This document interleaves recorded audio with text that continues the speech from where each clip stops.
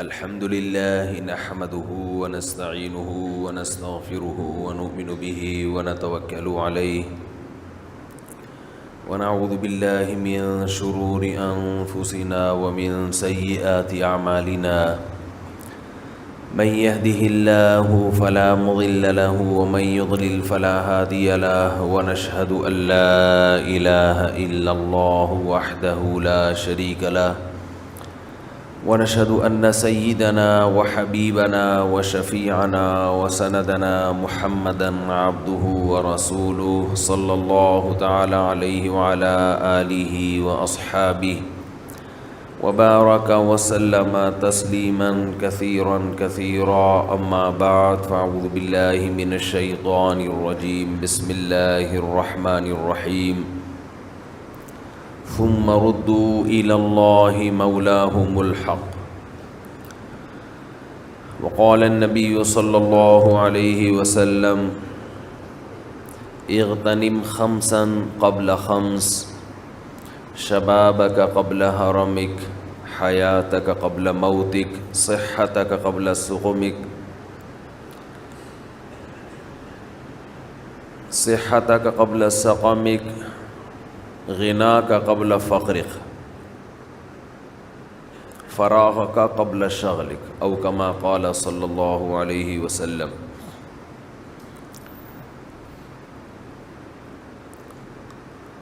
رسول اللہ صلی اللہ علیہ وسلم نے ارشاد فرمایا کہ 5 چیزوں کو 5 چیزوں سے پہلے غنیمت سمجھو۔ اللہ نے ہمیں 5 نعمتیں ایسی دی ہیں کہ یہ 5 نعمتیں ہمیں وقتی طور پر ادھار ملی ہوئی ہیں، یہ ہماری اپنی اور ذاتی نہیں ہیں۔ اور یہ 5 نعمتیں ایسی ہیں کہ جب انسان کے پاس ہوتی ہیں تو وہ اس خوش فہمی میں مبتلا ہو جاتا ہے کہ یہ نعمتیں میرے پاس ہمیشہ رہیں گی۔ شبابک قبل حرمک، فرمایا جوانی کو غنیمت سمجھو بڑھاپے سے پہلے۔ جب آدمی جوان ہوتا ہے تو اس خوش فہمی میں مبتلا ہوتا ہے کہ میں ہمیشہ اسی سٹائل میں زندگی گزارتا رہوں گا۔ یہ حماقت اور بے وقوفی ہے کہ جیسے آج ہو ویسے آپ کل ہوگے۔ اسی حماقت میں انسان گناہ کرتا ہے، عیاشی کرتا ہے، ناجائز کام کرتا ہے۔ وہ یہ بھول جاتا ہے کہ حساب و کتاب کا دن تو بہت بعد میں آئے گا، بڑھاپا بہت پہلے آ جائے گا۔ بڑھاپا بھی حساب و کتاب کے دن سے پہلے کا ایک حساب و کتاب اللہ نے دنیا میں رکھا ہے۔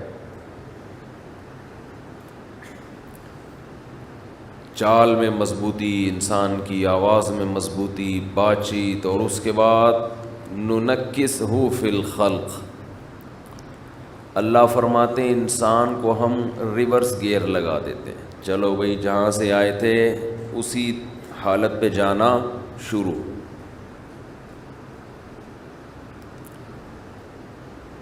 قرآن میں اسی کو دوسری جگہ یوں فرمایا اولم نعمرکم ما تذکر فیہ من تذکر ما یتذکر فیہ من تذکر وجاءکم النذیر۔ قیامت کے دن اللہ تعالیٰ کہیں گے کہ کیا میں نے تمہیں اتنی عمر نہیں دی تھی کہ اگر کوئی نصیحت حاصل کرنا چاہتا تو حاصل کر لیتا، اتنا ٹائم ملا تھا اس کو۔ وَجَاءَكُمُ النَّذِيرُ، اور تمہارے پاس ڈرانے والا بھی آیا۔ یعنی ایک تو اللہ نے عمر اتنی دی ہے کہ اس میں بھی انسان عقل سے کام لے تو اسے عبرت حاصل ہو جائے۔ دوسرا اس کے علاوہ بھی اللہ ڈرانے والے بھیجتے رہے۔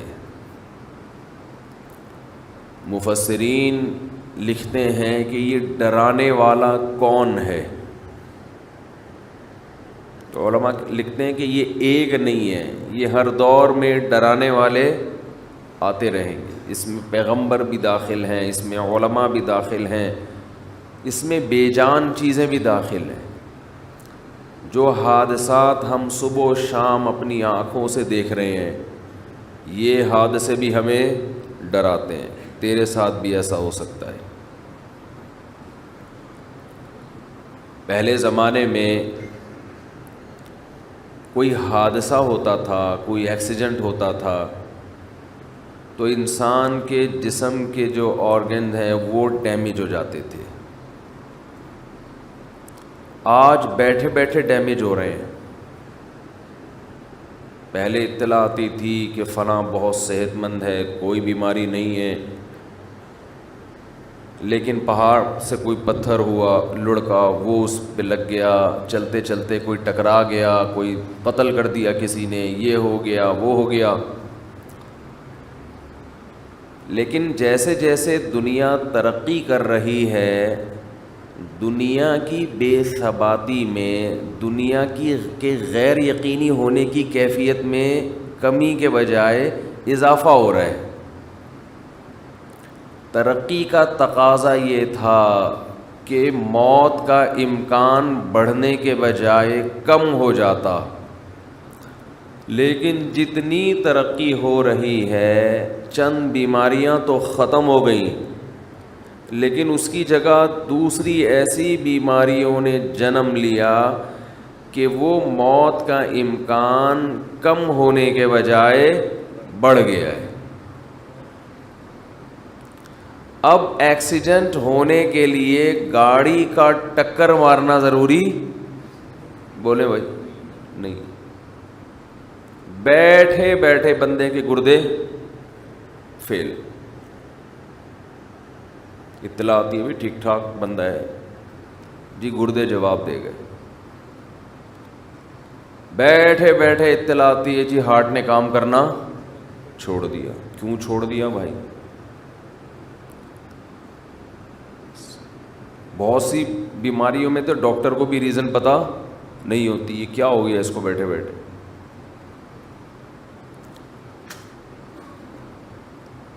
تو گردے خراب، جگر خراب، ہارٹ اٹیک، ایسی ایسی بیماریاں.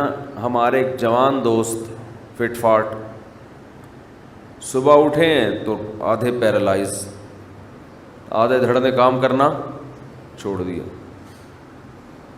یہ اللہ کی طرف سے سگنل ہوتا ہے کہ ابھی آدھا خراب ہوا ہے، تھوڑے دنوں میں پورا خراب ہو جائے گا. جیسے اس آدھے دھڑ کے خراب ہونے کی آپ کو امید نہیں تھی، آپ خوش فہمی میں تھے کہ میں پورا ہی صحیح رہوں گا، جیسے ابھی پورا صحیح ہوں تو ہمیشہ پورا صحیح. اللہ آدھے پہ فالج گرا کے بتاتے ہیں کہ آدھی موت میں نے تجھے دے دی، ایسے ہی باقی بھی مر جائے گا کسی دن.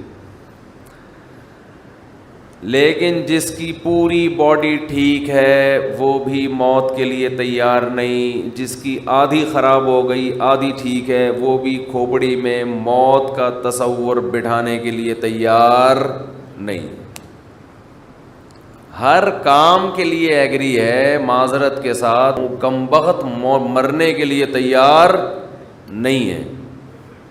کمبخت کا لفظ تو ہلکی گالی ہے. کھوپڑی میں یہ بٹھانے کے لیے تیار ہی نہیں ہے کہ میں مر بھی سکتا ہوں. بڑھاپا ہے آگے. رسول اللہ صلی اللہ علیہ وسلم نے فرمایا جوانی کو غنیمت سمجھو کس سے پہلے؟ بڑھاپے. یہ میں حدیث کا پہلے ترجمہ کر دیتا ہوں تاکہ پوری حدیث ایک دفعہ سامنے آ جائے. صحتک قبل سقمک، بیماری سے پہلے غنیمت سمجھو صحت کو. آپ آج صحت مند ہیں، کل صحت مند بولیں نہیں ہوں گے. یہ جو فٹ فاٹ گھوم رہے ہیں ہمیشہ تھوڑی فٹ فاٹ رہیں گے آپ. کس خوش فہمی میں مبتلا ہو گئے بھائی. جو ڈاکٹر لوگوں کو صحت دیتا ہے وہ خود کل بیمار پڑا ہوگا بستر پہ. صحتک قبل سقمک فراغک قبل شغلک. فرمایا آج کی فراغت کو مشغولیت سے پہلے غنیمت سمجھو. آج آپ کے لیے عبادت کا ٹائم ہے. آج آپ کے پاس اللہ کے بارے میں سوچنے کا ٹائم ہے. آج آپ کے پاس خیر کے کاموں کا ٹائم ہے. کل ایسی مصروفیت آ سکتی ہے کہ ہو سکتا ہے سر کھجانے کی فرصت آپ کے پاس نہ ہو. کوئی ایسی ٹینشن آ سکتی ہے کہ اسی میں مشغول ہو جاؤ. ابھی تو پب جی کھیلتے رہو بیٹھ کے فارغ ہو. کوئی بیماری مسلط ہو سکتی ہے. مشغولیت کا مطلب یہ نہیں کوئی ایسی جاب لگ جائے جس میں آپ 24 گھنٹے مشغول ہو, یہ بھی ممکن ہے. مشغولیت کا مطلب کوئی ایسی فکر, کوئی ایسی ٹینشن جو آپ کو تمام چیزوں سے غافل کر دے اور ایک ہی چیز کے پیچھے آپ لگے رہو. اس میں آپ کو کسی دوسری چیز کے بارے میں سوچنے کا موقع نہ ملے. جیسے کوئی بھوکے سے پوچھے کہ 2 اور 2 کتنے, تو وہ جواب میں کہتا ہے 4 روٹیاں. بھوک ایسی ٹینشن ہے کہ آدمی کو ہر چیز سے غافل, صرف وہ روٹی کے بارے میں سوچے گا. تبھی میں رمضان میں عصر کے بعد بیان بولو نہیں کرتا. مجھے پتہ ہے اس وقت ان کا دماغ خالی نہیں ہے, ان کے دماغ میں پکوڑے اور سموسے گھسے ہوئے. ان کو سمجھائیں گے سمجھ میں نہیں آئے گا. نبی صلی اللہ علیہ وسلم نے فرمایا پچھلی امتوں میں ایک پیغمبر نے جہاد کا حکم دیا اپنے ماتحت لوگوں کو. لڑائی اتنی سخت تھی, اتنی سخت, مسلمان کمزور تھے, دشمن بہت طاقتور. تو ان پیغمبر نے حکم دیا کہ جس شخص کی نئی نئی شادی ہوئی ہے اس کو ہمارے ساتھ جانے کی اجازت نہیں ہے. کیوں؟ وہ میدان میں بہادری سے لڑے گا نہیں, اس کا دل اٹکا رہے گا.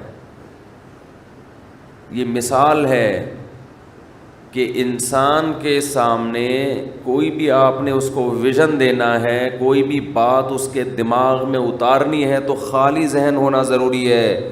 کھوپڑی میں کچھ بھی اگر اس کے گھسا ہوا ہوگا تو وہ آپ کی بات غور سے بولو بھائی نہیں سنے گا. یہ کھوپڑی جو ہے نا, یہ ایک ہی ٹائم پہ 2 جگہ مشغول نہیں ہوتی. بھوک لگ رہی ہے اور آپ اس کو کچھ بٹھا کے سمجھا رہے ہیں, سمجھ میں نہیں آئے گا. لوگ مجھے کہتے ہیں رمضان میں, ابھی تو گزر گیا رمضان میں جا کے آپ بیان کریں. میں کہتا ہوں بھائی رات کو بیان کروں گا, دن میں بیان نہیں کروں گا. لوگوں کی حالت دیکھی نہیں جا رہی ہوتی دن کے اندر, عجیب اسٹائل میں بیٹھے ہوئے ہوتے ہیں, منہ سے نہیں بول رہے ہوتے ہیں, بزبان حال کہہ رہے ہوتے ہیں پکوڑے لے کر آئے ہو جیب میں کہ نہیں لے کر آئے ہو بس. اور میں کہتا ہوں نا, جو افطاری کے ٹائم پہ آپ کسی کے آگے سے ایک سموسہ ہٹا کے دکھائیں, آپ دیکھیں اس کی کیفیت کیا ہوتی ہے. یہ انسانی فطرت ہے.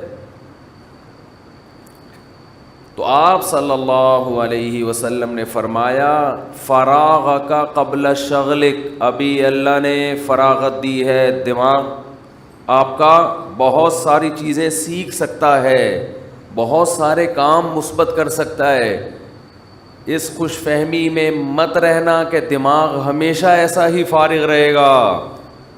آپ نے اس فراغت کو پب جی میں لگا دیا, آپ نے اس فراغت کو فضول محفلوں میں ضائع کر دیا, تاش کھیلنے میں, اسنوکر میں ضائع کر دیا, تو ایک ٹائم آنے والا ہے آپ ٹائم کو ترسو گے, کاش میرے پاس ٹائم ہو اور میں یہ کر لوں, میں یہ کر لوں اور میں یہ کر لیتا. اکثر میں نے وہ لوگ جنہوں نے سچی توبہ کی ہے گناہوں سے، یا وہ غیر مسلم جنہوں نے اسلام قبول کیا ہے، اکثر ان کو میں نے جتنا اس بات پہ تڑپتا دیکھا ہے کہ کاش جو وقت گزر گیا وہ واپس آ جائے، اتنا کسی اور بات پہ ان کو میں نے تڑپتا ہوا نہیں دیکھا کہ ہم دیر سے آ رہے ہیں دین کی طرف۔ یہ جو ہمارا نقصان ہو گیا اس میں ہم بہت کچھ کر سکتے تھے، کاش یہ عقل ہمیں کچھ دن پہلے آ جاتی، کاش یہ عقل ہمیں کچھ دن پہلے آ جاتی، بہت کچھ کر لیتے۔ ایک غیر مسلم 40 سال میں اسلام قبول کرتا ہے، اس کے دل میں ہوگا نا میں 20 سال میں کر لیتا تو میں دین کے علم میں عبور حاصل کر لیتا۔ میں نے ایسے لوگ بھی سنے دیکھے ہیں کہ اسلام قبول کیا اور قرآن حفظ کرنے میں لگ گئے۔ ابھی ایک گورا مسلمان ہوا ہے جس کا میں نے انٹرویو بھی ڈالا ہے یوٹیوب پہ، حفظ قرآن میں لگا ہوا ہے، قرآن حفظ ہو جائے۔ اس کی تو تڑپتا ہوگا نا کاش میں پہلے مسلمان ہو جاتا۔ اور وہ ہے بھی امریکن فوجی، افغانستان میں لڑنے کے لیے گیا تھا، وہاں ریٹائر ہوا، اسلام قبول کیا۔ اور ادھر میرا خیال ہے یہاں بھی، ادھر بھی ایک دن ہم نے گھومتا ہوا دیکھا تو کسی کوئی لے کر آیا اس کو یہاں، اتنی بڑی داڑھی ماشاءاللہ، شلوار قمیص پہنے ہوئے۔ میں سمجھا کوئی ہمارے کے پی کے پٹھان بھائی ہیں، نیا ہوٹل کھولے انہوں نے یہاں پہ، تو ہم نے کہا ٹرائی کریں گے، چائے وائے جا کے پئیں گے۔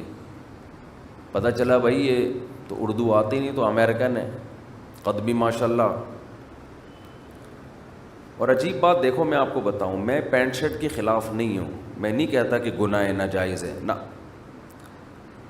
لیکن انسان جب سچے دل سے توبہ کرتا ہے تو وہ غیروں کی ہر چیز چھوڑنے کی کوشش کرتا ہے۔ یہ میں نے بہت انگریز دیکھے ہیں، مسلمان ہوئے تو پینٹ شرٹ چھوڑ دی انہوں نے، حالانکہ ان کو کسی نے نہیں کہا کہ یہ کیا ہے، جائز ہے ناجائز، انہوں نے کہا اس بحث میں چھوڑو یار، جائز ناجائز سب کچھ چینج کرو۔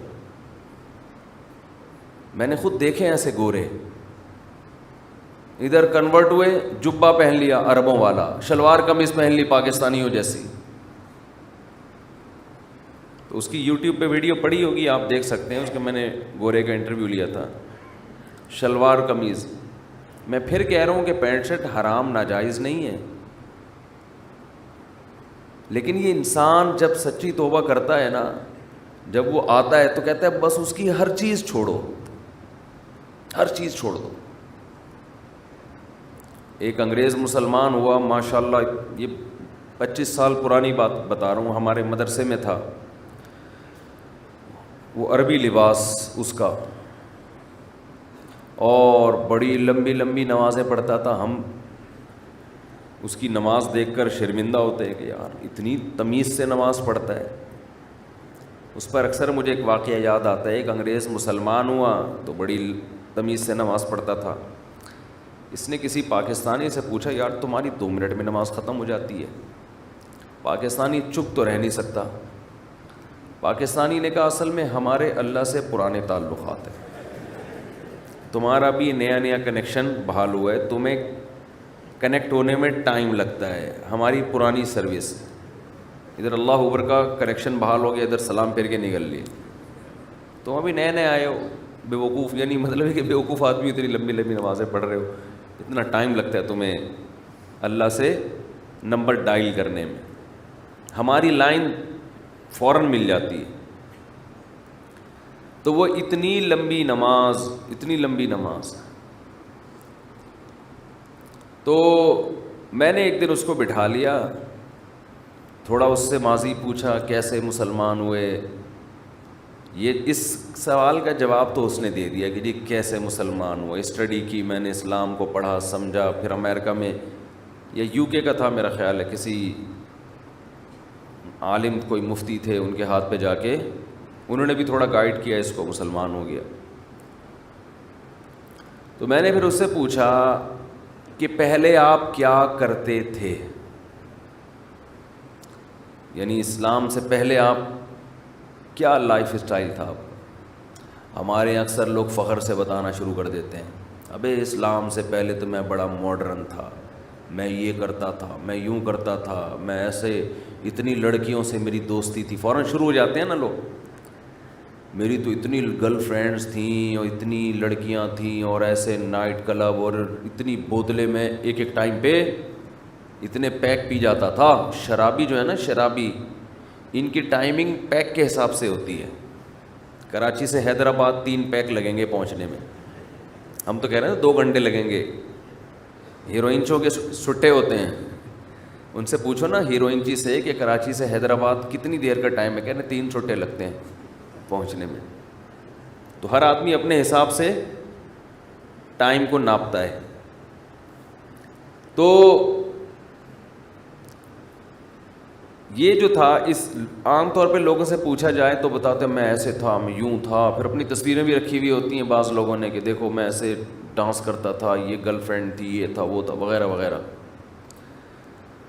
لیکن جب انسان سچی توبہ کرتا ہے تو اس کی یہ کنڈیشن نہیں ہوتی. گورے ہیں, گوروں میں کچھ چیزیں بڑی خاندانی ہیں, شاید 2 نمبر ہی نہیں ہے, شاید کہہ رہا ہوں 100% تو کوئی نہیں کہہ سکتا. میں نے اس سے پوچھا, میں نے کہا بھائی آپ ماضی میں کیا تھے, ایسے کہا, اس نے کہا ماضی میرا ختم, میں نے بھلا دیا ہے, اس پہ میں تبصرہ کرنا بھی پسند نہیں کرتا. ہمارے جیسا دیسی ہوتا تو ہم فوراً لڑکیوں کی تصویریں, یہ دیکھو یہ تھی میری گرل فرینڈ, اللہ کے لیے میں نے ان کو چھوڑا ہے. دیکھ رہے ہو یہ بوتلیں دیکھی, کبھی دیکھی ہے یہ بوتل آپ نے, خواب میں بھی دیکھی ہے یہ بوتل کبھی؟ آپ نے تو فیڈر دیکھا ہوگا, یہ بوتلیں پیتا تھا میں, 1 چمچہ پی کے دکھاؤ. ہم فوراً کس پہ آتے ہیں, شو بازیوں پہ. اس نے کہا بھائی ماضی کے قصے کیا تھا کیا نہیں تھا, پلٹ کیا, یو ٹرن لیا میں نے, بس ختم. دماغ سے اس کا اثر پڑتا ہے. انسان جب اپنے ماضی کے گناہوں کو یاد کرتا ہے اور وہ چھوڑ چکا ہو تو وہ اس کی مستقبل والی زندگی پہ اثر ڈالتے ہیں کہ تو یہ تھا, تو ایک اور دفعہ اگر کر لیا تو کیا ہو گیا. بھائی دماغ سے نکالو ان چیزوں کو, بس ہم نہیں تھے, ہم ہمیشہ سے ایسے ہی ہیں. پرانا زمانہ یاد آ کے ستاتا ہے انسان کو کہ میں کیسی عیاشی کرتا تھا اور کیا تھا اور کیا تھا. میں نے کہا اچھا اپنا نام تو بتا دو, پرانا نام کیا تھا؟ ہم بھی تو پاکستانی ہیں نا. میں نے کہا ٹھیک ہے نہیں بتاؤ بھائی, بالکل مجھے شوق نہیں ہے آپ کی ماضی کا. اچھا لگا اس کا یہ جواب مجھے. میں نے کہا نام بتا دو کیا تھا. اس نے کہا نام بھی نہیں بتاؤں گا, میں نہیں بتاؤں گا. اس نے کہا میں نہیں بتاؤں گا, مجھے نام بھی پرانا, اس کا تذکرہ بھی اچھا نہیں لگتا. کیا اسلام پہ فخر ہے.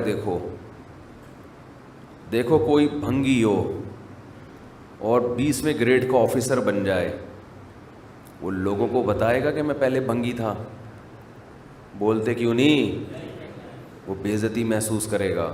یار چھوڑو, اب اللہ نے ہمیں یہ عہدہ دے دیا ہے, ہم کیوں اپنا بتائیں کہ پہلے ہم جھاڑو لگاتے تھے, چمار تھے, ہم یہ کرتے تھے, ہم یوں کرتے تھے. اس میں عزت نہیں بے عزتی ہے. لوگ کہیں گے ابے تھا تو وہ نا, تھا تو بھنگی, تھا تو چمار, لوگ تانے دیں گے نا. نبی صلی اللہ علیہ وسلم نے فرمایا کہ اسلام کی مٹھاس وہ شخص چکھے گا, کما قال صلی اللہ علیہ وسلم, کہ اسلام کے بعد کفر میں جانا اس کو ایسا لگے جیسے آگ میں چھلانگ لانا. ایسی نفرت ہو جائے اس کو ماضی کی زندگی سے کہ اللہ نے مجھے برائی سے نکال لیا ہے. اس کی گورے کی یہ کیفیت تھی کہ بھئی نام بھی نہیں, کیونکہ وہ سمجھتا تھا یہ میری بے عزتی کی بات ہے.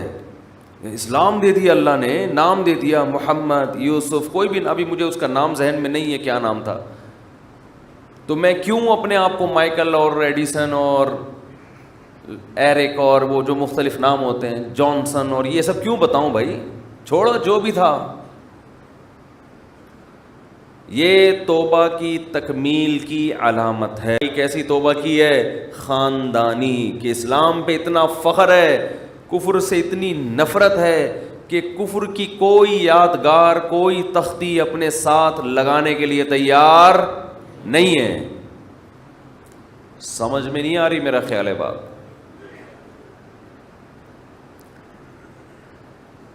یہ ہے خاندانی توبہ.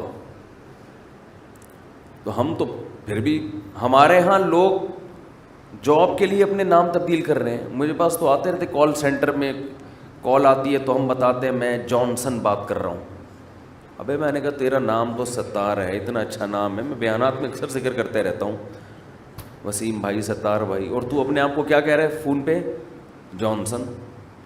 کہہ رہے نہیں, ایکچولی وہ لوکیشن چینج کرنی پڑتی ہے کہ وہ سمجھیں گے پاکستان سے بات کر رہے ہیں, تو پھر وہ ہم یہ شو کرتے ہیں جیسے میں امریکہ سے بات کروں, میں جانسن بات کر رہا ہوں. مجھے تو بڑی غیرت آتی ہے یار, تمہیں اللہ نے اسلام دیا اور تم کیا بنے ہوئے ہو؟ جانسن بنے ہوئے.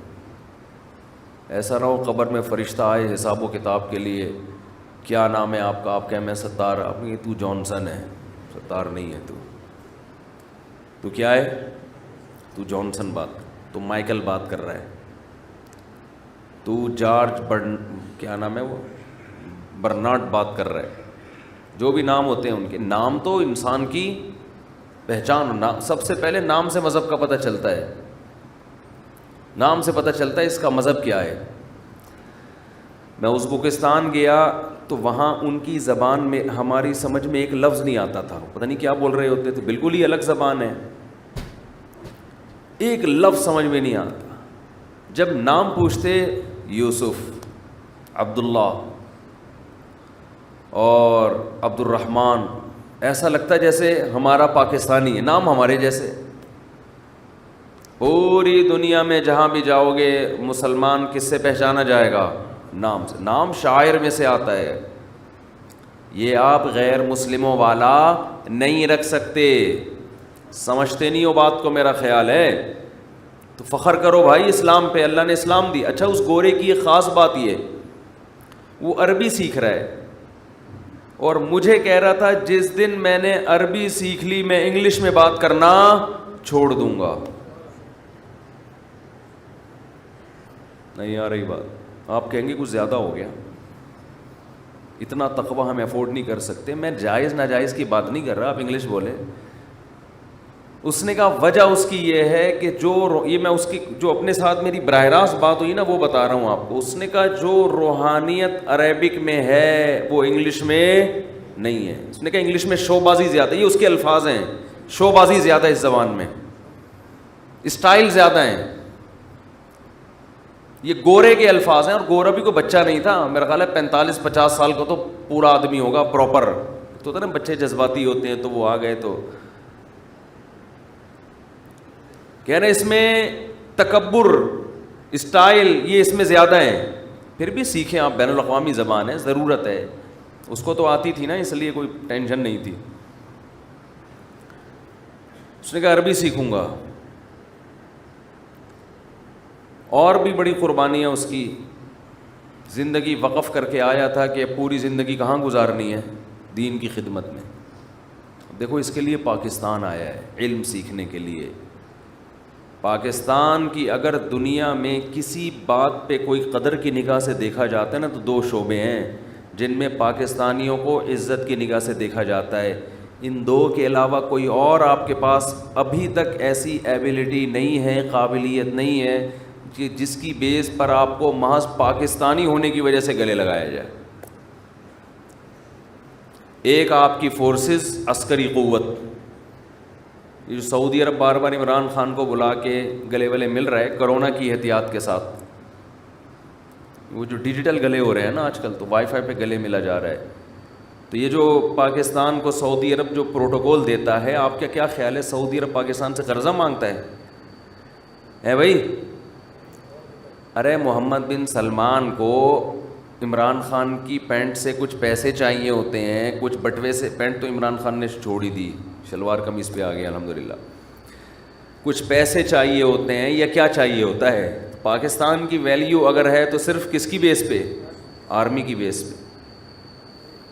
ایک ادارہ ہمارے ہاں 10 برائیوں کے باوجود، 10 خامیوں کے باوجود پھر بھی ایک ایسا ادارہ ہے جس کی وجہ سے دنیا میں ہم آنکھوں میں آنکھیں ڈال کے بات کرنے کے قابل ہیں، بم ہے، ایک پاورفل کنٹری ہے۔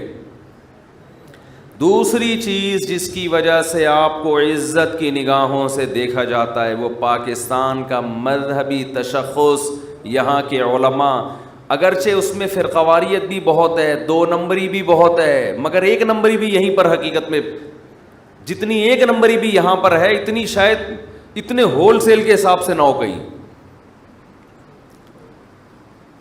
تھوڑے بہت ہمارے بھی سفر ہوئے ہیں دنیا میں۔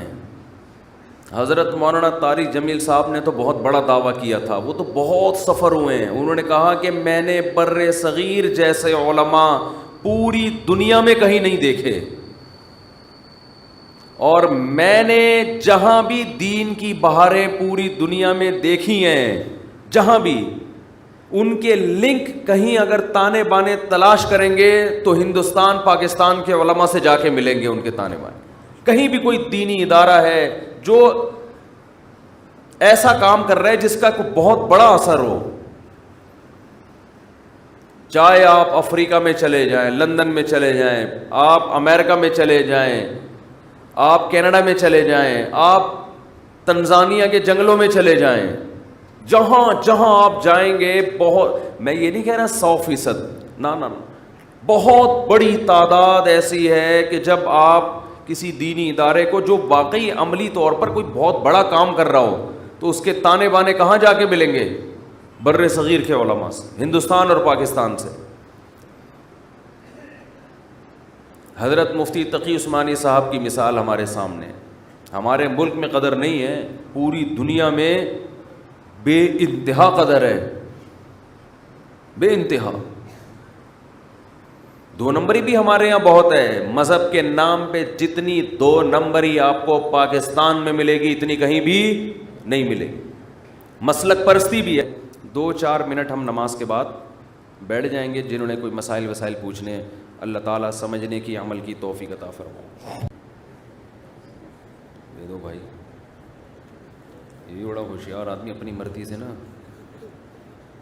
پرچے آگے پیچھے کر کے، جو اس کو زیادہ اچھے لگتے ہیں وہ اوپر رکھے ہیں۔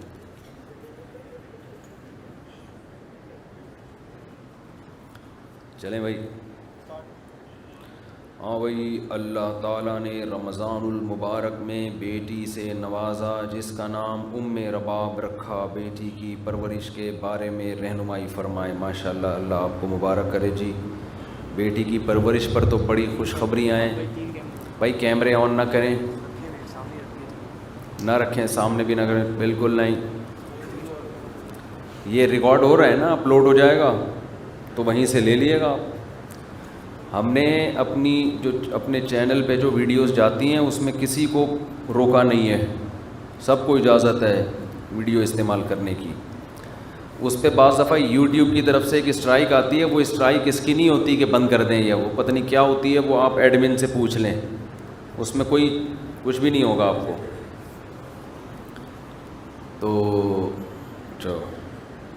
تو بیٹی کی پیدائش پر بہت بڑی فضیلت ہے۔ نبی صلی اللہ علیہ وسلم نے فرمایا جس نے 3 بیٹیوں کی پرورش کی، صحیح طرح پرورش، تو میں اس کے لیے جنت کی ضمانت لیتا ہوں۔ ایک صحابی کھڑے ہوئے، یا رسول اللہ اگر 2 کی پرورش کی ہو؟ تو فرمایا 2 کے لیے بھی۔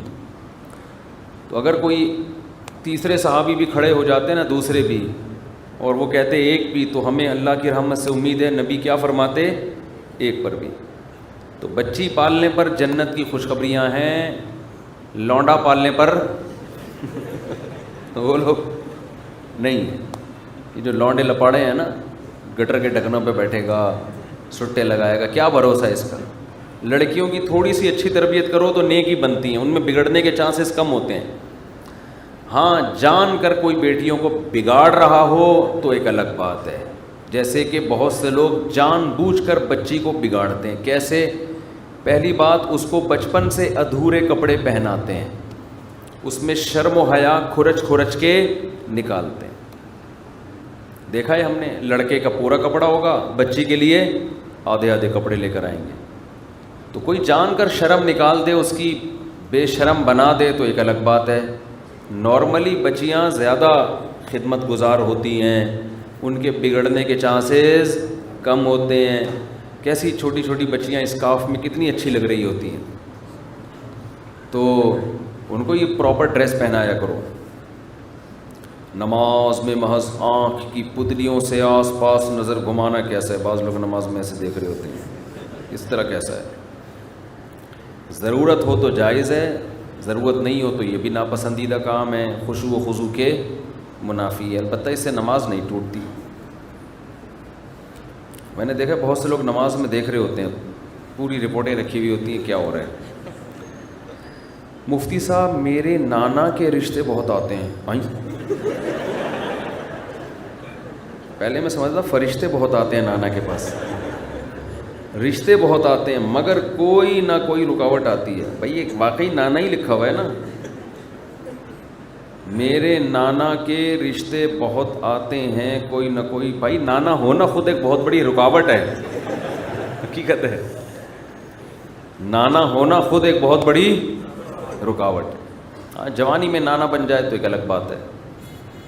تو اب کیا شادی کرانا چاہ رہے ہیں نانا کی؟ تو کسی کی نانی تلاش کریں جو بیوہ ہو گئی ہو. صحیح ہے, کسی کی نانی تلاش کریں جو بیوہ ہو گئی تو وہ مان جائیں گے انشاءاللہ. ابے مجھے حکیم سمجھا ہوا ہے, کیا پوچھا ہوا ہے مفتی صاحب سلاجید اور شہد کے بارے میں آپ کی کیا رائے ہے؟ حدیث میں 5 باتیں ہیں, حدیث میں کوئی بات نہیں ہے. حکیم سے رابطہ کریں.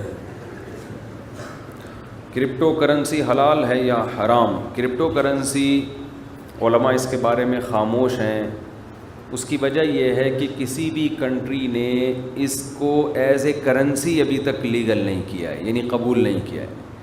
لیگل ہونا الگ چیز ہے. لیگل کا مطلب بہت سے کنٹری نے اس کی اجازت دی ہوئی ہے کہ آپ اس میں خرید و فروخت کر سکتے ہیں. علماء کہہ رہے ہیں حرام نہیں کہہ رہے, یاد رکھو.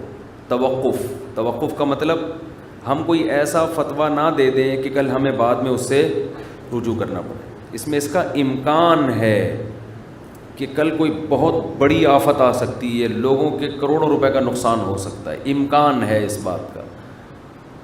تو کوئی ملک اگر اسے ایز اے کرنسی قبول کر لے تو اس ملک میں پھر جائز ہونے میں کوئی شبہ نہیں ہے.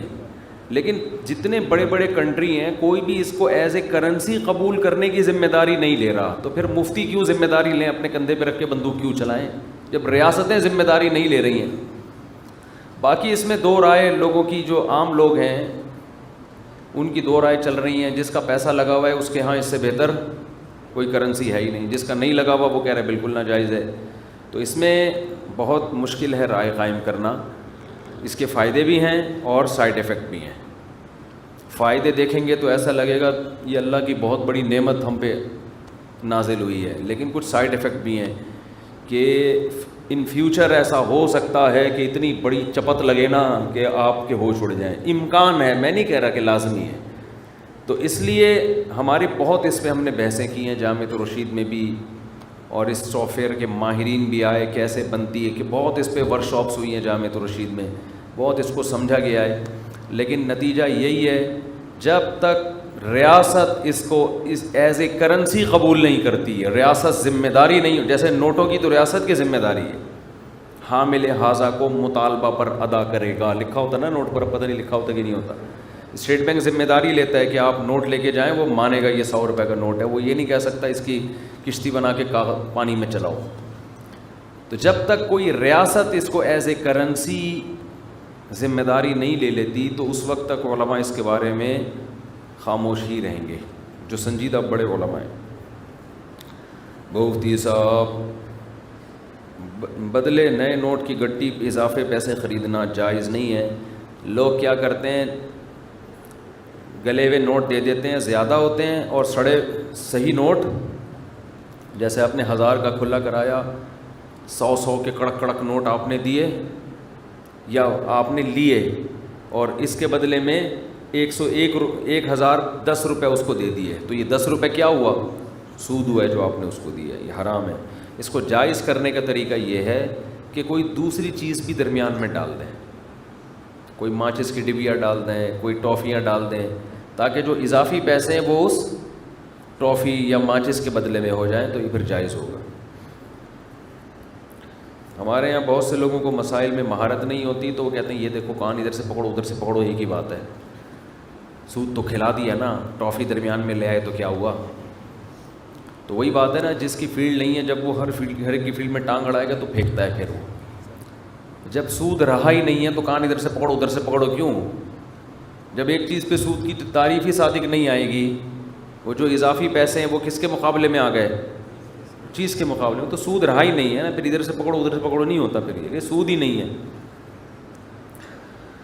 اچھا بھائی مفتی صاحب، کیا چھپکلی کا میرے اوپر گرنا کسی مصیبت کی علامت ہوتی ہے؟ یہی مصیبت ہے کہ چھپکلی آپ کے اوپر گر گئی، مزید علامتوں کی آپ کو ضرورت نہیں ہے۔ پہلے 50 دن چھپکلی گری تو میری بہن کا فیس جل گیا، وہ 27 روزے کو، آج پھر گری۔ آپ کی سسٹر کا فیس جل گیا، اللہ تعالیٰ ان کو شفا عطا فرمائے، بڑے غم کی بات ہے، لیکن اس کا چھپکلی گرنے سے کوئی تعلق نہیں ہے، یہ جہالت کی باتیں ہیں، زمانے جاہلیت کی۔ حدیث میں آتا ہے کہ لا عدوہ ولا طیرہ، اسلام میں بدشگونی نہیں ہے۔ تو یہ چھپکلیاں وپکلیاں، کتا گزر گیا آگے سے تو پتہ نہیں کیا ہو جائے گا، کوا بیٹھا ہوا ہے تو کیا ہو جائے گا، کینچی چل رہی ہے خام خام میں تو اس سے کچھ بھی نہیں ہوتا۔ ویسے خام خام میں کینچی باقی چھپکلی ہے بڑا گندا جانور، بہت برا جانور ہے۔ حدیث میں آتا ہے کہ جب ابراہیم علیہ السلام کو آگ میں ڈالا گیا تو چھپکلی پھونک مار مار کے اس آگ کو بھڑکا رہی تھی، اس لیے چھپکلی کو مارنے کا حکم ہے۔ آپ کہہ سکتے ہیں جس چھپکلی نے بھڑکایا ہوگا اس کو مارو نا، ان چھپکلیوں کا کیا قصور ہے؟ اصل میں جانوروں کا تو اس کا بھی قصور نہیں تھا جو بھڑکا رہی تھی۔ یہ مثالیں حدیث میں ہوتی ہیں یہ سمجھانے کے لیے کہ اس کی جبلت میں انسان کو نقصان پہنچانا ہے، یہ انسان کے لیے فائدہ مند جانور نہیں ہے۔ سمجھتے ہو کہ نہیں سمجھتے؟ چھپکلی جو حدیث میں جب چھپکلی کا لفظ آتا ہے تو اس میں گرگٹ بھی داخل ہوتا ہے، یعنی چھپکلی کی جنس کے جتنے جانور ہیں وہ اس میں داخل ہوتے ہیں، سمجھتے ہو؟ تو چھپکلی گرگٹ جہاں دیکھو بم دھماکے سے اڑا دو انہیں، ٹھیک ہے، لیکن تمیز سے مارو، تڑپا کے مت مارو۔ نبی نے فرمایا جس نے چھپکلی کو ایک وار میں مارا 100 نیکیاں۔ کیا مطلب؟ جتنے وار میں مارو گے نیکیاں کم، کیونکہ اس سے جانور کو تکلیف زیادہ ہوتی ہے۔ لوگ مارتے ہیں پہلے دم کٹتی ہے، 1 گھنٹہ دم کا ناچ دیکھتے ہیں وہ کھڑے ہو کر، پھر دیکھتے ہیں وہ چھپکلی کہاں گئی، پھر ایک بار مارا وہ غلط لگا، اس کی ایک ٹانگ ٹوٹ گئی، وہ تڑپا کے جانور کو تکلیف۔ تو ایک دفعہ دیوار پہ ایسے کر کے جوتا مارو اسٹیکر بن جائے اس کا۔ مجھے تو چھپکلی کے تصور سے گھن آتی ہے، پتہ نہیں مجھے اس جانور سے کچھ عجیب سی وہ ہے، میں چھپکلی مار بھی نہیں سکتا، مجھے اتنی گھن آتی ہے۔ تو اس اسپرے آتے ہیں آج کل، وہ اس کی طرف رخ کر کے کرو، الٹا ہو گیا نا بعض دفعہ، بھولے سے بٹن غلط دبا دیا آپ نے تو کچھ اور بھی مر سکتا ہے اس سے۔ مفتی صاحب 10 سال سے پریشان ہوں، گھر میں جھگڑا ہے، میاں بیوی کا مسئلہ ہے، برائے مہربانی یہ کیا لکھا ہوا ہے، 10 منٹ کے لیے مجھے ٹائم دے دیں۔ آج تو ٹائم نہیں ہے، پھر ٹائم دیں گے انشاءاللہ شام کو کسی وقت۔ قاری عبد القدیر کے والد ریڑھی لگاتے ہیں، 10 سال سے بیمار ہیں، دل سے دعا ہے جی اللہ تعالیٰ شفائے کامل عاجل عطا فرمائے۔ مڈل کلاس میں پڑھ رہا ہوں، میرا داخلہ جامعۃ الرشید میں کروا دیں۔ جامعۃ الرشید میں داخلے کا ایک پروسیس ہے، اس پروسیس سے ہر مسلمان کو گزرنا ضروری ہے، تو آپ جائیں اس پروسیس سے گزریں، کامیاب ہو جائیں، آپ کو ایڈمیشن مل جائے گا، نہیں ہوئے تو ایڈمیشن نہیں ملے گا۔ میری بہن اور والد میں کچھ کیا لکھا ہوا ہے یار, ایک تو رائٹنگ اتنی گندی ہے, لیکن ان پیسوں میں جمع پیسے کیے تھے لیکن زکوٰۃ نہیں دی, کیونکہ وہ رقم اجتماعی تھی, لیکن تاریخ کا بھی معلوم نہیں, تو آج کیا پرانی زکوٰۃ ہوگی یا نہیں ہوگی. بھائی جتنے پیسے تھے اس پر جس دن زکوٰۃ نکلنی تھی نا, اس دن لگائیں اندازہ کہ کتنی زکوٰۃ تھی, تو جتنی اس دن واجب ہوگی آج بھی وہی ہوگی, اس میں کمی بیشی نہیں ہوگی. پیسے آنے سے زکوٰۃ بڑھ نہیں جائے گی, پیسے کم ہونے سے زکوٰۃ کم نہیں ہو جائے گی. ایک تاریخ فکس ہوتی ہے زکوٰۃ کی. حضرت حلال کیا لکھا ہوا ہے, پب جی حرام ہے یا حلال, وضاحت فرمائیں. جائز ہے مگر مکروہ, ناپسندیدہ, ٹائم ویسٹنگ. اسلام ایسے کاموں کو پسند نہیں کرتا. باقی حرام کا مطلب کہ شراب کی طرح حرام ہے ایسا تو نہیں ہے, ظاہر ہے.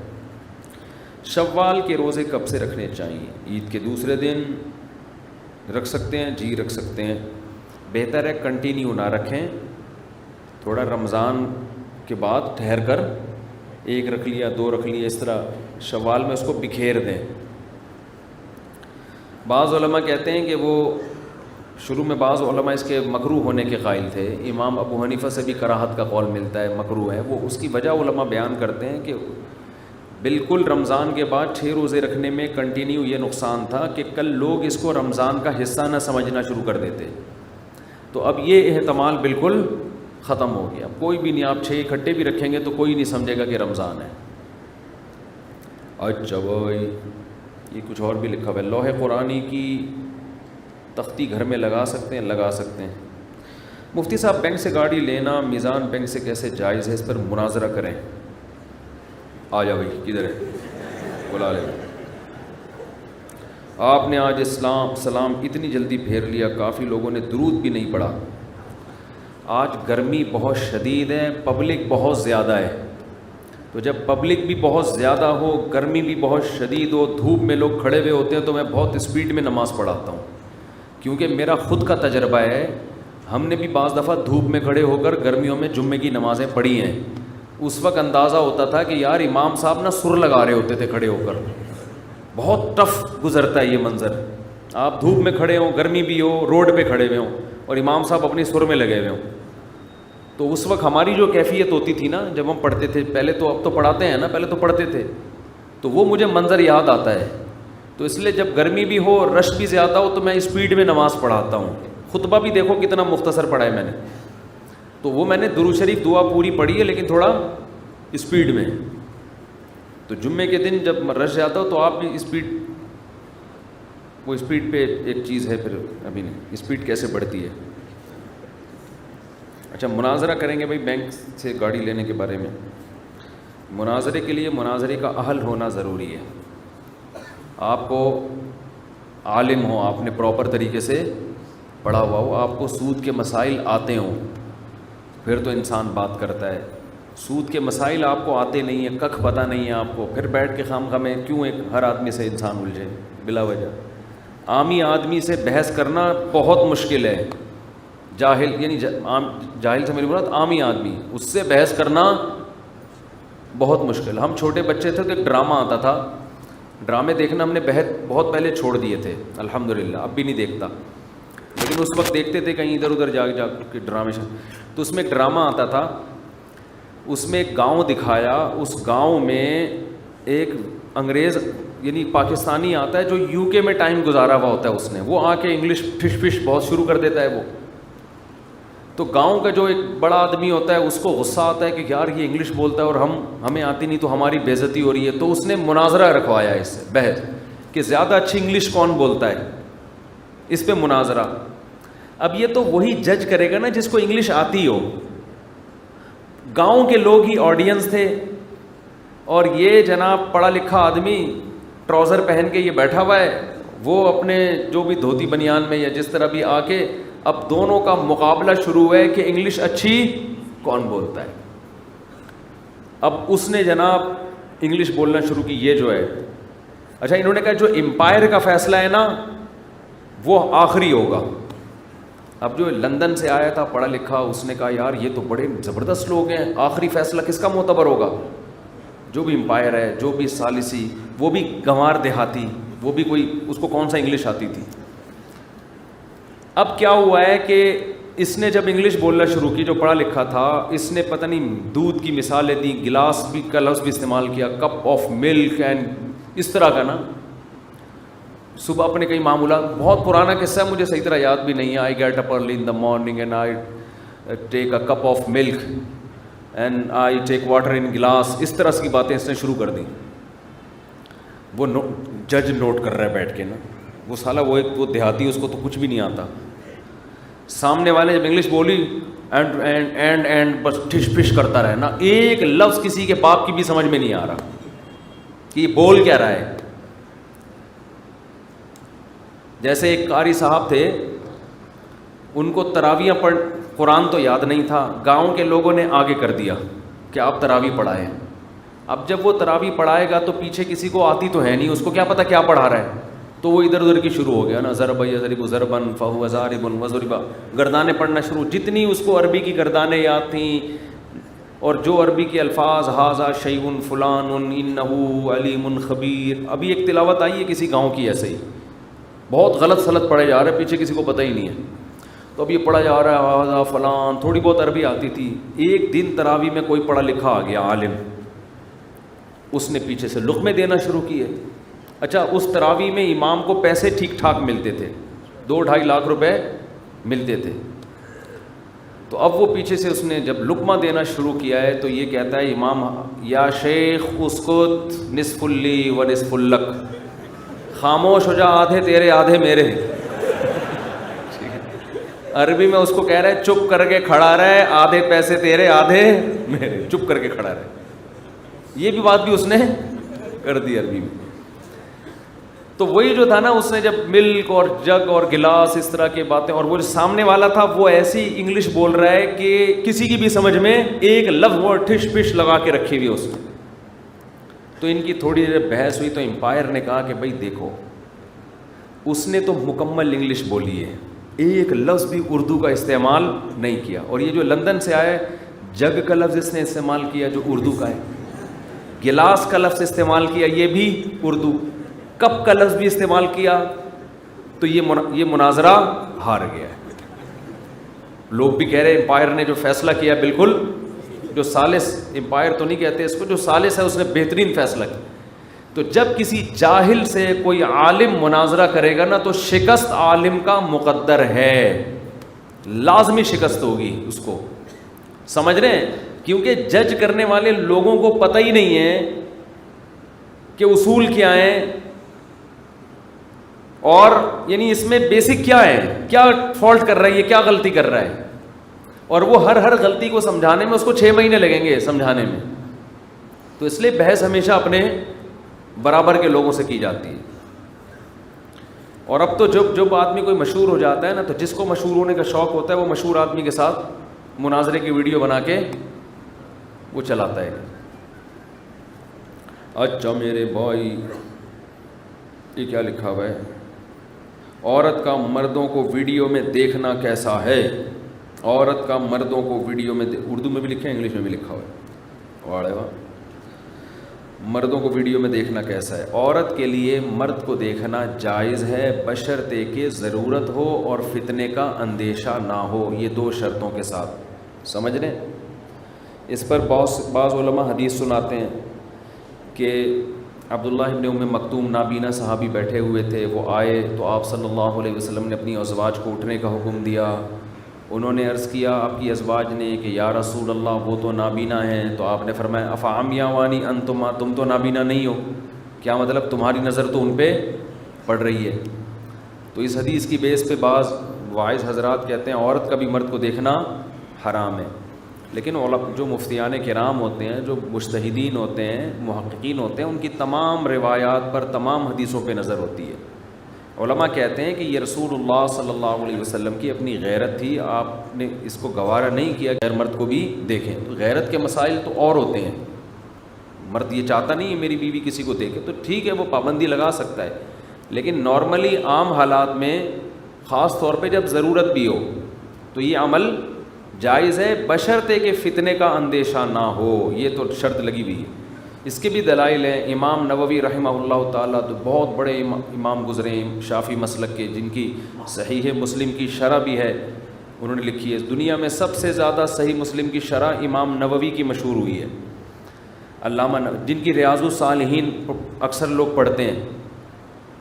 تو انہوں نے یہ بات لکھی ہے کہ اگر عورت کے لیے مرد سے نظر کی حفاظت ضروری ہوتی تو مرد کو بھی پردے کا حکم دیا جاتا، جبکہ مردوں کو پردے کا حکم نہیں ہے.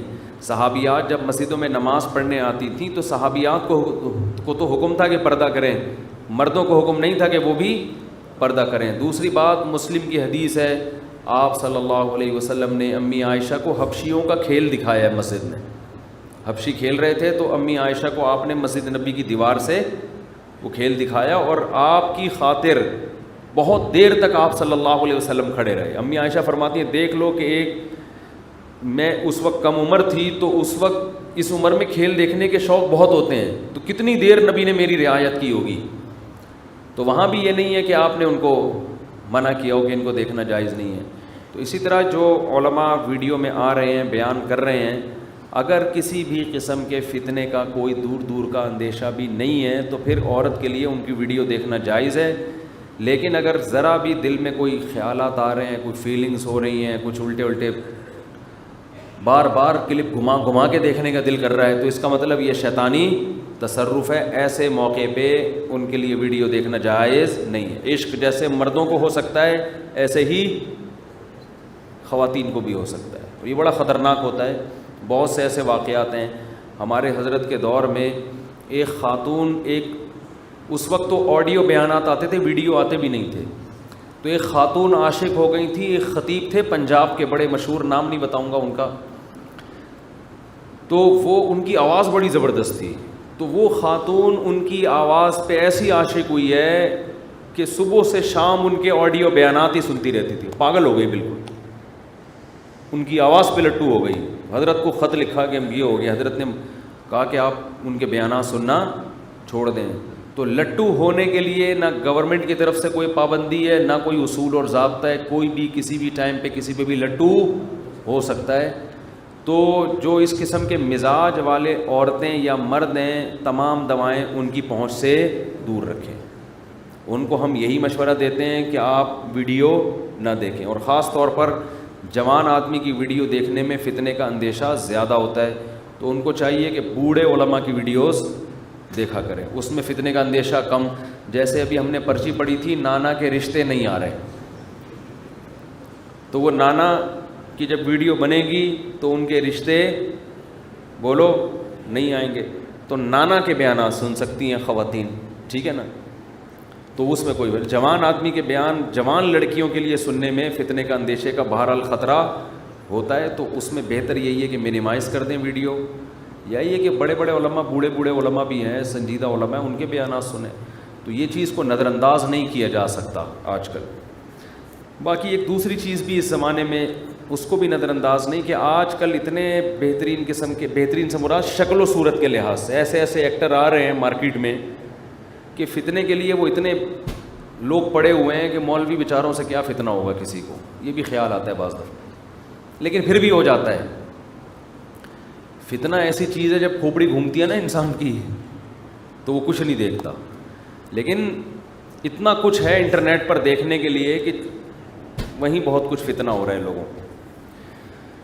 اچھا بھائی، پھر بھی احتیاط کرنی چاہیے. نظر کو اتارنے کا طریقہ، اگر کسی کے بارے میں پتہ چل جائے کہ اس کمبخت کی نظر لگی ہے معذرت کے ساتھ، ویسے تو یہ پتہ چلانا بہت مشکل ہے. یہ جو عامل لوگ بتا رہے ہوتے ہیں نا اس کی نظر لگی ہے، تو یہ تو جھوٹ ہی بول رہے ہو. اکثر کا لفظ بھی غلط ہے، جھوٹ بول رہے ہوتے ہیں یہ. لیکن اگر یقینی طور پہ پتہ چل جائے کہ فلاں کی نظر لگی ہے، جیسے بعض دفعہ ہوتا ہے آپ نے قربانی کا کٹ بیل لے کر آئے، ایسا ہم نے بہت واقعات آئے ہیں سامنے. ایسا خوبصورت جانور آپ لے کر آئے، آپ کے ماموں آئے، ان کا دیکھنا تھا اور جانور کا گرنا. ایسا ہوتا ہے.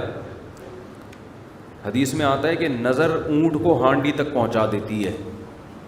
بڑے اونٹ زمین پہ گر جاتے ہیں. ایسے واقعات ہوتے ہیں. تو آپ لے کر آئے بھائی بڑا زبردست قربانی کا بیل لے کر آئے ہو بھائی، ہٹو بچوں قسم کا، اس کی چال ہی نرالی ہے. آپ کے کوئی تھے کوئی حاسد، ان کو تکلیف تھی اس سے، یہ کیا ہو رہا ہے، وہ آئے اور اس سے نظر کھا گئی اس کی اور اچانک گر گیا. ایسے ہوتے ہیں. ایک صحابی نے دیکھا کسی کو غسل کرتے ہوئے، وہ اتنے خوبصورت تھے ان کی جسم کہ جیسے ہی انہوں نے دیکھا ہے انہوں نے کہا کیا خوبصورت جسم ہے، اور وہیں وہ بیچارے زمین پر گرے ہیں نیچے. تو اس طرح بعض دفعہ، ہمیشہ نہیں ہوتا، بعض دفعہ ہو جاتا ہے. اس لیے علماء کہتے ہیں اپنی چیزوں کو زیادہ سب کے سامنے ایکسپوز نہیں کرنا چاہیے. شو بازیاں ویسے بھی اللہ کو پسند نہیں ہیں، اور شو بازیوں میں نظر بد کا بھی اندیشہ ہوتا ہے. سمجھتے ہو کہ نہیں سمجھتے؟ ہاں آہستہ آہستہ یہ جو میری گاڑیوں کی ویڈیوز آ رہی ہیں نا، اس میں نے کلپ ریکارڈ کروایا ہے ابھی. وہ کدھر ہے یار؟ ابھی تک انہوں نے ڈالا کیوں نہیں وہ کلپ؟ میری بھی ویڈیوز آ رہی ہیں، جا رہی ہوں گاڑی میں بیٹھ رہے ہیں، یوں چلتے ہوئے جا رہے ہیں. وہ میں نہیں بناتا، لوگ خود بنا کے ڈال دیتے ہیں. تو یہ شو بازیاں اللہ کو ویسے ہی پسند نہیں ہے. تو اگر یقینی طور پہ پتہ چل جائے کہ اس کمبخت کی نظر، معذرت کے ساتھ اس کو تو آپ کمبخت ہی کہیں گے نا، کہ اس کی نظر لگی ہے، یہ کمبخت کا لفظ نکال دینا بھائی. تو کیا کرنا ہے آپ نے؟ جس کی نظر لگی ہے نا اس کو غسل بھی کرانا ہے، استنجا بھی کرانا ہے. استنجا کا مطلب یہ نہیں کہ وہ یعنی کوئی گندگی نہ لگی ہوئی ہے اس میں. آپ نے غسل کرا کے یا وضو کرا کے استنجا کرا کے وہ پانی جمع کیا اور جس کی پہ نظر لگی ہے اس کے اوپر ڈال دیا، تو انشاءاللہ وہ پنجابی میں کہتے ہیں چنگا بھلا ہو جائے گا. کیا ہو جائے گا؟ چنگا بھلا ہو جائے گا. پتہ نہیں بھلا چنگا کہتے ہیں یا چنگا بھلا کہتے ہیں. چنگا بھلا ہو جائے گا، یہ طریقہ ہے. اور ورنہ وہ دعا بھی ہے، اعوذ بکلمات اللہ التامہ من کل شیطان وہامہ ومن کل عین لامہ. رات کو یہ سارے وظائف پڑھ کے سونا چاہیے جو حدیث میں آتے ہیں. سورہ بقرہ کا آخری رکوع ہے، سورہ فلق ہے، سورہ ناس ہے، آیت الکرسی ہے. یہ دعائیں رات کو پڑھ کے اپنے اوپر دم کر کے سونا چاہیے. ڈرامے دیکھ کے سوئیں گے تو پھر یہی کچھ ہوگا.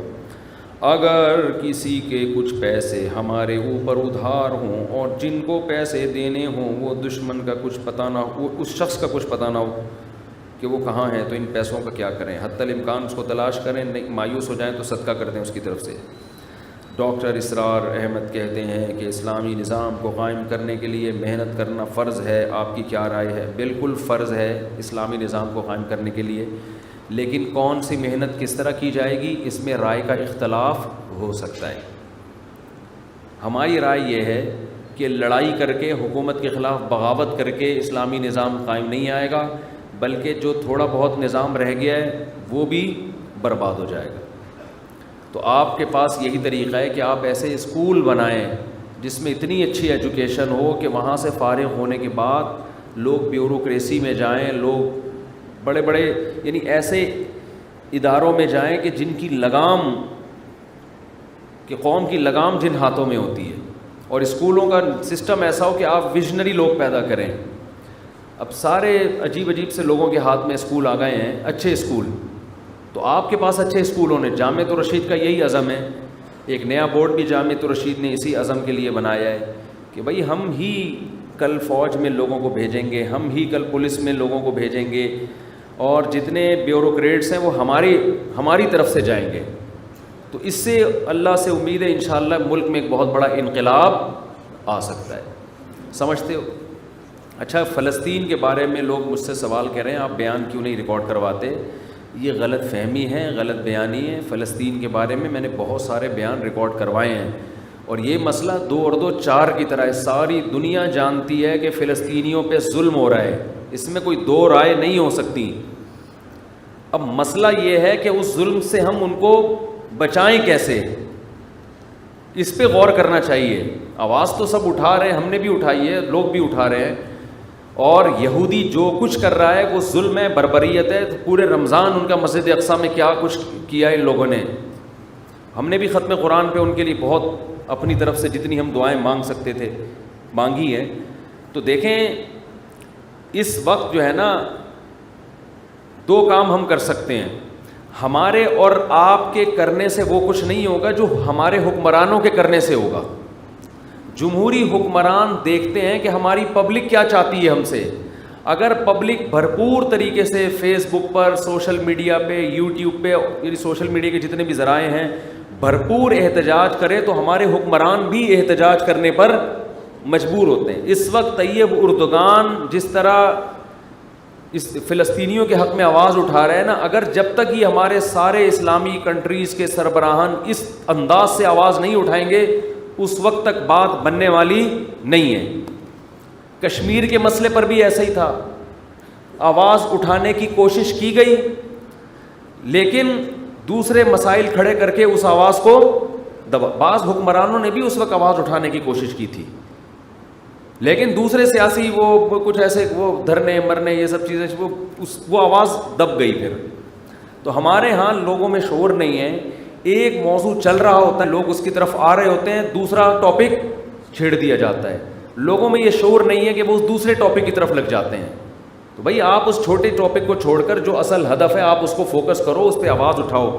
دیکھیں اب یہ ہینڈی کیم نے بہت کام آسان کر دیا ہے. فلسطینیوں پہ پہلے جو ظلم ہوتا تھا وہ ویڈیو کی زینت نہیں بنتا تھا, اب کیا ہوا ہے کہ لوگوں کے پاس کیمرے ہیں, لوگ فلسطینیوں کی شجاعت دیکھ رہے ہیں, چھوٹے چھوٹے بچے پتھر مار رہے ہیں, ایک بچی کو گرفتار کیا جا رہا ہے, وہ مسکرا کے گرفتاری پیش کر رہی ہے. یہ نر لوگوں کا کام ہے, شیروں کا کام ہے. یہ فلسطین کے جو عرب مجاہد ہیں ان کی عظمت کو کروڑہا دفعہ سلام ہے, جو بہادری کے ساتھ وہ ڈٹے ہوئے ہیں. شاید ہم اور آپ کے ساتھ اگر یہ کچھ ہوتا تو شاید ہم اور آپ یہ استقامت نہ دکھاتے, لیکن دنیا نے ان کو نہتا چھوڑ دیا ہے. ان کی مدد بھی کیا ہو رہی ہے, ان کو روٹی پہنچاؤ. او بھائی ایک آدمی آپ کو کلاشن کوف سے مار رہا ہے تو اس کا حل یہ کہ اس کو چاقو تو دو کم از کم دفاع کرنے کے لیے, تو چاقو دینے کے لیے بھی تیار نہیں ہے. بہت زیادہ بات ہوگی, ان کے بھوکوں کو روٹی کھلا دو اور ان کے زخمیوں کا علاج کر دو. تو اصل فلسطینیوں کی مدد جو ہمارے حکمرانوں پر لازم ہے, تمام اسلامی کنٹریز پر لازم ہے کہ جب فلسطینیوں پہ گولیاں برسائی جا رہی ہیں تو گولی کے دفاع کے لیے ان کے پاس ڈھال تو ہو, کم از کم چاقو تو ہو لڑنے کے لیے. تو یہ دنیا کو لارے رپے دے کے نا پھر اس وجہ سے یہ جو پھر احتجاج ہو رہے ہیں نا, جس طرح اس پہ پھر انسان کا خون اور جلتا ہے کہ یار تم تو ان کے زخموں پہ نمک چھڑک رہے ہو. ایک آدمی مر رہا ہے, پٹ رہا ہے, آپ کہے اس کے منہ میں روٹی ڈالو, اس کو نوالا دو. اس کو وہ روئے گا, کہے گا مجھے نوالے کی ضرورت نہیں ہے, جو مجھے مار رہے ہیں مجھے دفاع کے لیے کوئی چیز دو. تو یہ بہت بڑا ایشو ہے بھائی. ہمارے حکمرانوں پہ ہمیں دباؤ ڈالنا چاہیے. ہمارے حکمرانوں پہ ہم جو اپوزیشن ہے اس کو بھی چاہیے کہ اپنے اختلاف بھلا کے حکومت سے یہ مطالبہ کرے کہ اگر آپ فلسطینیوں کے حق میں یونائٹڈ نیشن میں آواز اٹھاتے ہو مل کے, ہم اپنے ان حقوق سے دستبردار ہونے کے لیے, حقوق سے مراد ان مطالبوں سے دستبردار ہونے کے لیے تیار ہیں. تو ایسا جاندار کام کوئی کر نہیں رہا ہے. تو ہر آدمی بس ایک ایسا معلوم ہوتا ہے کہ بہت سب تو نہیں کہہ سکتے, بہت سے لوگ اپنے جہاں کوئی ایسا ایشو کھڑا ہوتا ہے نا اپنے کچھ سیاسی مفاد حاصل کرتے ہیں. بس ہر کیس میں ایسا ہی ہوتا ہے. اپنی یعنی یوں سمجھے کہ اس طرح کی کیسز کو کیش کرا کے اپنے آپ کو پروموٹ کرنا اور لوگوں کے سامنے باور کرانا کہ میں بہت مظلوموں کے دفاع کے لیے میرے اندر بہت بڑا جذبہ ہے. پریکٹیکلی کچھ بھی نہیں ہو رہا. تو اس لیے یہ جو ہماری جتنی بھی سیاسی تنظیمیں ہیں سب سے پہلے ان کی ذمہ داری بنتی ہیں یہ کال کریں, یہ لوگوں کو بلائیں, بولے بھائی کنٹینر رکھے جائیں گے, مطالبات ہوں گے, ہم اپنے وزیر اعظم پہ دباؤ ڈالیں گے, آپ نے یہ آواز اٹھانی ہے. یہ سعودی عرب میں بھی ہو, پاکستان, ترکی تو کر رہا ہے کافی حد تک, ملیشیا میں بھی ہو, تو سارے ملکوں کے سربراہان کی جب آوازیں اکٹھی ہوں گی تو پھر ایک جان پیدا ہوگی اس نعرے میں, اس دعوے میں. ویسے اگر آپ کرتے رہیں گے, دعائیں تو ہو رہی ہیں ان کے لیے اور کچھ ٹرسٹ ہیں جو ان کو خوراکیں بھی پہنچا رہے ہیں, لیکن یہ مدد کا جاندار طریقہ نہیں ہے. فلسطینیوں کو یونائٹڈ نیشن بھی حق دیتی ہے. یہ مسئلہ ابھی تک ایسا ہے کہ یونائٹڈ نیشن بنیادی طور پر فلسطینیوں کے ساتھ ہے. امریکہ ویٹو پاور استعمال کر کے یونائٹڈ نیشن کو کوئی فیصلہ کرنے نہیں دیتا. میں حیران ہوا تھا جب میں نے اپنے طور پہ تحقیق کی کہ پورا یورپ اس وقت فلسطینیوں کے ساتھ کھڑا ہے سوائے لندن کے اور امریکہ کے. یہ دو ملک اس معاملے میں خیانت کرتے ہیں. یہ لوگ اسرائیل کا ساتھ دے رہے ہیں, یو ایس اے اور یو کے. باقی غیر مسلم بھی اس مسئلے میں آپ کے ساتھ ہے.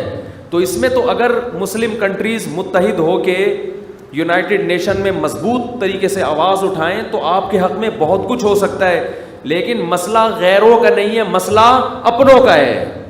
ان تلوں میں تیل نہیں ہے، اور اپنوں کا بھی مسئلہ نہیں ہے، عوام کا مسئلہ ہے. عوام کے جو سیاسی لوگ ہیں وہ ان کو اپنے ذاتی مفاد کے لیے تو استعمال کرتے ہیں، عوامی مفاد کے لیے استعمال نہیں کرتے کہ ملک کا فائدہ کس میں، عوام کا فائدہ کس میں.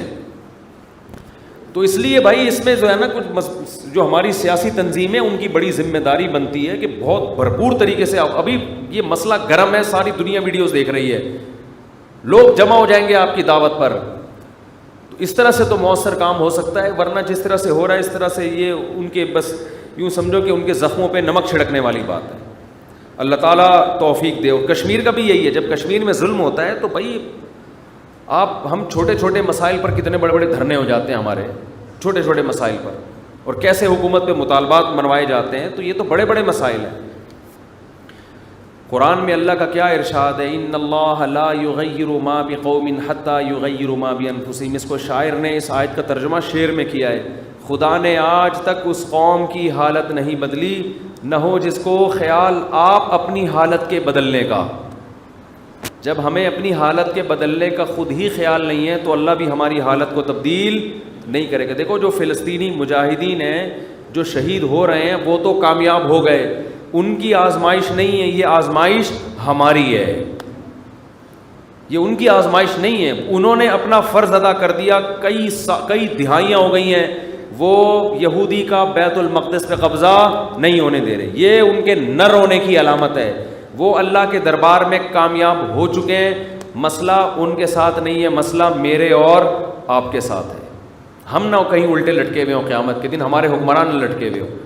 تو اس لیے اپنی جو سوچ ہے نا، اپنا جو مطالبے کا جو ہدف ہے اس کو ایک کرنے کی ضرورت ہے. پوری قوم کی کاز ایک ہونی چاہیے، ہدف ایک ہونا چاہیے، اس پہ ڈٹنا چاہیے. بکھرے ہوئے ہیں ابھی. میرا نام احمد نور ہے، میری 2 بیٹیاں ہیں، جبکہ میری بیگم پریگننٹ ہیں. دعا کریں اللہ مجھے بیٹا دے. دل سے دعا ہے جی، اللہ تعالیٰ آپ کو بیٹا عطا فرمائے. حکومت کی طرف سے جو اسکیم چل رہی ہے میرا گھر میرا پاکستان، اس میں اسلامک بینک سے لون لے سکتے ہیں آپ. کیا لو چھوڑو. عورت کا ڈرامے دیکھنا جائز نہیں ہے بھائی. فنی ویڈیوز دیکھنا کیسا ہے؟ فنی ویڈیوز میں اگر کوئی بے حیائی نہیں ہے تو جائز ہے دیکھنا. فنی ویڈیوز میں جو میوزک ہوتا ہے وہ میوزک تو نہیں ہونا چاہیے، لیکن وہ میوزک مقصد نہیں ہوتا. جیسے آپ نیوز سن رہے ہوتے ہیں تو اس میں بیک گراؤنڈ میں میوزک چل رہا ہوتا ہے، آپ کا ہدف میوزک نہیں ہوتا. خبریں BBC کی جب خبریں چلتی ہیں تو بھی تو میوزک چلتا ہے نا. اب یہ کوئی فتویٰ تھوڑی دے گا BBC کی خبریں دیکھنا حرام ہے. تو آج کل تو ہر چیز میں میوزک کو گھسیڑ دیا انہوں نے. کیا فرما رہے ہیں جی؟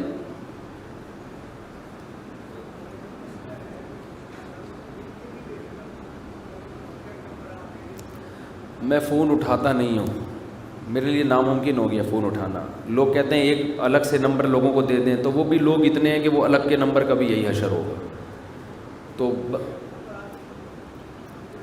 جامع الرشید میں آپ پوچھ لیں نا. دیکھیں فون نمبر ہم نے دیا ہوا ہے جامع الرشید کا، تو وہ فون پہ مسئلہ وہاں پوچھیں، یا جامع الرشید پوسٹ کر دیں مسئلہ، TCS کر دیں جوابی لفافہ ڈال کے، ریٹرن میں اسٹیمپ کے ساتھ جواب آ جائے گا. تو یہ زیادہ آسان ہے. سبحانک اللہم و بحمدک نشہد ان لا الہ الا انت نستغفرک ونتوب الیک. مجھ سے مصافحہ نہ فرمائیں، عین نوازش